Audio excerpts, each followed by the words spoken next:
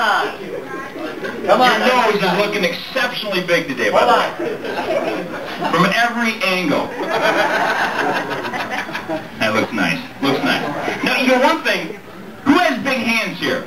Anyone got big hands? Yeah, there's a big hand. Women know what it means if you have big hands. Does anyone know what it means if you have a big nose? Big booger. I'll let you know, I've got one too. Your nuts grow in the dark. That is true.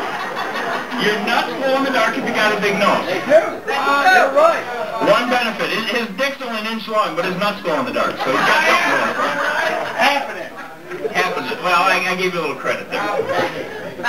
First thing I want everyone to do. Everyone, if you just... Oops, sorry about that. Everyone, just stand for just a second. We're going to get serious for just one moment. Everyone stand up, if you would, for me. Everyone take a good look at Kerri. Put your hands together. Anyone that's been friends with this motherfucker deserves a round of applause. Give yourself a good round of applause.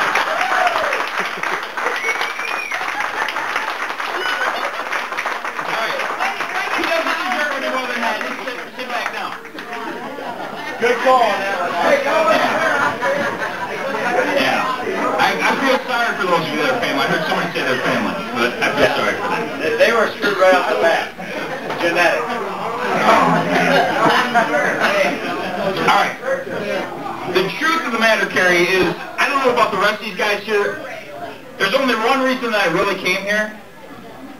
Then it's not because I'm friends with you. Don't get it. None of these people I don't think are here my friends. I got an invitation in the mail from Diana, and inside my invitation there's this little piece of paper with Diana written on it. She wrote some stuff, and she said, if you come to the party tonight, I'll sleep with you. I get here, everybody has this piece of paper. What the hell is that? All these people show up. I'm nothing special. Thank you. I always knew she was easy. Hey, you're a win.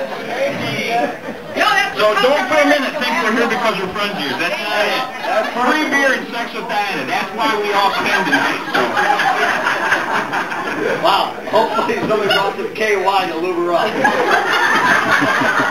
Speaking of which, does anyone mind if I go first? I want to go first if I get calls on that. So anyway, I told Diana that I would tell everyone a little story about Kerri, roast him a little bit. Interesting, I didn't really know what I was going to talk about, but the truth of the matter is I met him back in 1988. It was the summer of 1988. I went to a party. Anyone here from Bronson? I better be careful then. I got invited to go to this party in Bronson. I had no idea where it was from. I'm from Sparta, which is, I tell you, classy town compared to Bronson. All right, maybe it's not that much different. But anyway, I thought it was a classy town. So anyway, I go down to this party in Bronson. It's the summer of 1988. Uncle Leo, come on. You can throw like a girl. You can throw something, Abby. Anyway, so I go down to this party. I get invited. I thought, you know what, it's the summer of 1988. I might as well go down there. So I go down there. I don't know a frickin' soul down in Bronson, Michigan. Me and a buddy go down. We get directions on how to get to this place. It says, go through the town of Bronson. Go through the town of Bronson. That in and of itself is a difficult task. There's not much of a town there. I'm thinking I'm going through Kalamazoo or Chicago. Not the case. Through the town of Bronson. Go past the farm, turn left. I'm on a 2-track. I go through this 2-track, not a road, a 2-track, hit a T, go to the end of the road. You might not remember, you were drunk. But I go to the end of this road, I get out, and I shit you not, there are cars everywhere. If I'm lying, I'm dying, there's cars everywhere. I'm in an apple orchard on a 2-track in Bronson, Michigan. So, I get, you guys probably all can relate. This is a good party for you guys. It wasn't from us guys from Sparta, that's not who we party, but that's all right. I follow this pickup truck, I get out, we go through this field, go over this hill, and there are 350-plus people partying around this bonfire, drinking beer, having a great time. That's Bronson. I tell you, give yourself a hand. It was a good time.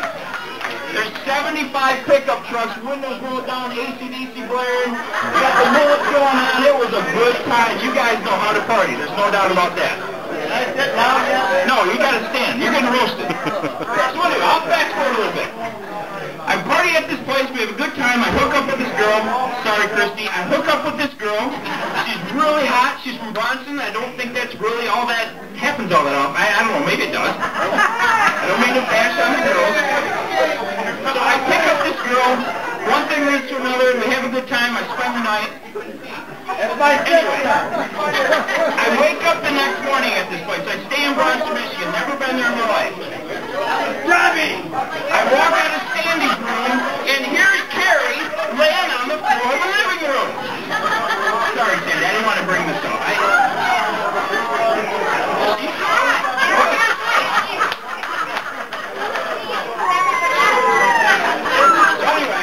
With Sandy, I walk out into the living room, and here's Kerri Bruin spooning on the floor with Brett Swears.